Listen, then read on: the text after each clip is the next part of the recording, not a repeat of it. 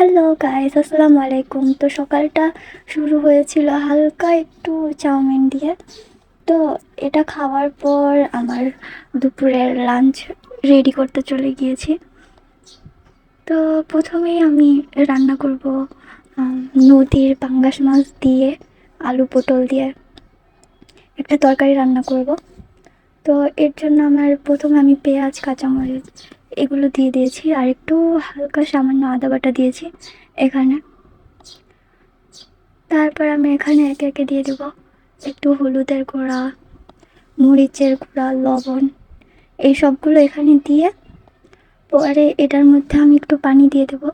পানি দিয়ে কষিয়ে নেব, ভালোভাবে কষিয়ে নেব। রান্নার যারা রাঁধুনি রয়েছে, যারা রান্না জানে, তারা হয়তো অবশ্যই জানবে যে রান্নার আসল মজাই এই কষানোর মধ্যে। আপনি তরকারি যত টাইম নিয়ে কষাবেন তত আপনার রান্নাটা বেশি মজা হবে। তো এখানে আমি বেশি একটা পানি দিইনি, সামান্য পানি দিয়েছি, কারণ এটা পটলের তরকারি, এটাকে বেশি কষানো লাগবে না। তো এখানে আমি জালটাকে হাই করে দেব চুলার। তারপর এটা কষানো ঠিকঠাক মতো হয়ে গেলে আমি এখানে দেব আলু, পটল, এগুলো লম্বা লম্বা পিস করে কেটে রেখে দিয়েছিলাম, ওগুলো আমি এখন ভালো মতো দিয়ে দেব, দিয়ে সামান্য পানি দিয়ে দেব। তারপর এগুলো লম্বা লম্বা করে কাটার একটাই কারণ, লম্বা করে তরকারি কাটলে আপনি রান্নার স্বাদটাই আলাদা হয়ে যাবে একদম। তারপর আপনি এখানে আমি পানি দেব এখন। পানি দিয়ে ভালো করে এগুলোকে নেড়ে চেড়ে পানিটা একদম শুকিয়ে ফেলবো। এটাকে যতটুক আমার সিদ্ধ করতে লাগবে পানি, পরিমাণ মতো আমি একটা পানি দেব। তো পানি দেওয়ার পর এটা সিদ্ধ হলে মশলাটা ভালোভাবে ঢুকে যাবে তরকারির মধ্যে। তারপর আমি এখানে আবারও ঝোল দিব, পানি দেব, দিয়ে মাছগুলোকে দিয়ে দেব। তো দেখতে থাকুন। তারপর দেখুন যে আমি পানি দিয়ে দিচ্ছি ঠিকঠাক মতো। পানি দেওয়ার পর এখানে আমি বেশ খানিকটা পানি দেব, এই যে ঠিক এই পরিমাণ, যাতে সবগুলো ভিজে একটা সিদ্ধ হওয়ার মতো এরকম। তারপর আমি ঢেকে দেবো। আমি আরেকটা চুলার মধ্যে বসিয়ে দিয়েছিলাম, ওইটা আমার মাটির চুলা। তো ওইটার মধ্যে আমি পাতাকপি কেটে ওইখানে একটু লবণ দিয়ে পানিতে পাতাকপিটা সেদ্ধ করে নিয়েছি।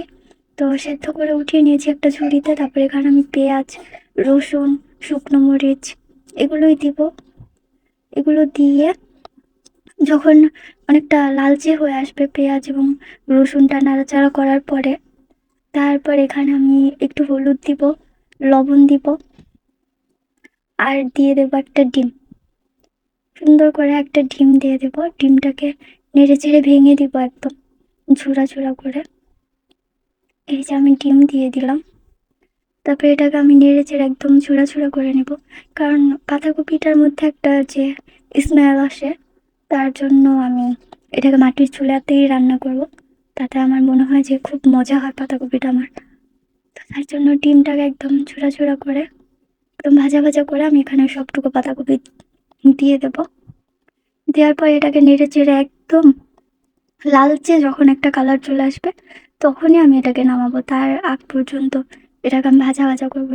এটা যখন 3 ভাগের 1 ভাগ হয়ে আসবে এই পাতাকপিটা, তখনই আমি বুঝবো যে হ্যাঁ, এটা হয়ে গেছে। তো দেখুন, এই তো আমি এখন এটাকে মিশিয়ে নেব একদম ভালোভাবে। পাতাকপিটা, ডিমটা একদম হলুদের সাথে ভালো করে মিশিয়ে নেব, তেলের সাথে মিশিয়ে নিয়ে এটাকে আমি এখন আর একটুও ঢাকবো না, কারণ এটা অলরেডি সিদ্ধ পাতাকপি। তো এই তো দেখুন এখনই অনেকটা কমে এসেছে। তো আরেকটু পর একদম কমে অল্প একটু হয়ে যাবে। এখন আমি আবার আমার এই চুলায় আসলাম। তো এখানে এসে দেখলাম যে আমার এই পানিটা শুকিয়ে গিয়েছিল আর আলুটা সেদ্ধ হয়ে গেছে। তো এখন আমি এটার মধ্যে আরও পানি দিয়েছি। পানি দিয়ে পরে এই যে আগে থেকে আমি মাছগুলো ভেজে রেখে দিয়েছিলাম, একটু বেশি লবণ মরিচ দিয়ে, হলুদের গুঁড়া দিয়ে আমি মাছটাকে ভেজে নিয়েছি। ওই ভিডিওটা আমি করিনি। তো ওইখানে আমি ভেজে তারপর এখন এই পানিটার মধ্যে দিয়ে দেবো তরকারিটার মধ্যে, একটা একটা করে বসিয়ে দিয়ে পরে আমি এটাকে ঢেকে দেবো 5-10 মিনিটের জন্য। ঢাকলেই আমার মাছটা একদম তরকারিটা হয়ে যাবে। এখন দিয়ে ঢাকার পর ওইদিকে আবার গিয়ে দেখলাম যে আমার পাতাকপিটা একদম হয়ে গেছে, তো ওইটাকে নেড়ে চেড়ে নামাতে হবে। তো এই তো আমার পাতাকপির লাস্ট লুক, তাই না? তারপর আমি চুলার মধ্যে আবার বসিয়ে দিলাম মাছ রান্না শেষ। তো আমি এখন আর কি একটা হিন্দু বাসায় আমি গিয়েছিলাম, তো ওইখানে দেখলাম যে পাট শাক দিয়ে ডাল রান্না হয় অনেকটা এইভাবে। তো আমাকে বললো যে একবার তুমি খেলে বারবার খাইতে চাবা, এরকম কিছু। তো আমি বললাম আচ্ছা ঠিক আছে, আমি বাসায় ট্রাই করব। তো ওনার কাছ থেকে আমি রেসিপিটা নিয়ে আসছি। তো ওনারা কি করে, তেলের মধ্যে পেঁয়াজ, রসুন, শুকনা মরিচ আর একটু আস্ত জিরা দেয়। তবে আমি আসলে জিরাটা দিইনি, কারণ আমার এখানে জিরাটা তেমন ভালো লাগেনি। জিরা দিলে কেমন না কেমন হয় তাই। আর আমি আগে থেকেই ডালটা সিদ্ধ করে রেখে দিয়েছিলাম। ওনারা বলেছিল যে ডাল বাটাও যাবে না, আর বড় ডালটা যেটা, ওই ডালটা মটর ডাল, ওই ডালটা আর কি আমাকে করতে বলেছিল। তো আমি ওইভাবেই করেছি। এটা ডাল ঘুটনি দিয়ে ঘুরতেও না করে দিয়েছে। আর এই ডালটাকে আমার আর কি বাটাবাটিও করতে না করেছে ব্লেন্ডার। তো এইভাবে আস্তে আস্তে ডাল দিয়ে আমি ভাবলাম যে এরকম কি খাওয়া যাবে নাকি, তার জন্য আর একটু পানি দিয়ে দিয়েছি। তো পানি দিয়ে বলক আসার পর আমি যে পাট শাকগুলো নিয়েছি ওগুলো ধুয়ে রেখে দিয়েছি। ওনারা বারবার বলছিল যে পাট শাকটা কিন্তু তিতো পাট শাক লাগবে।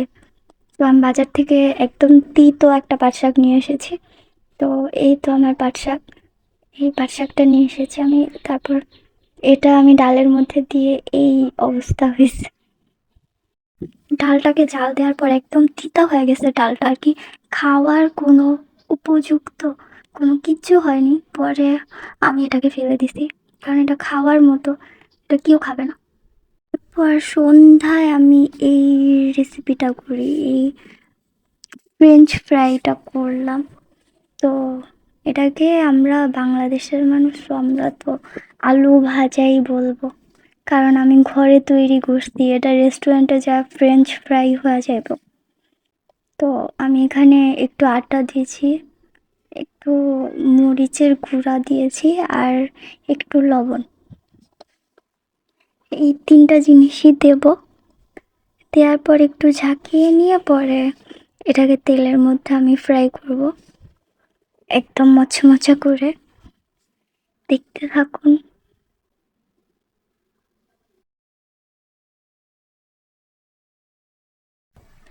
এই তো দেখুন, ঝাঁকিয়ে নেওয়ার পর এরকম একটা লুক আসছে এটার।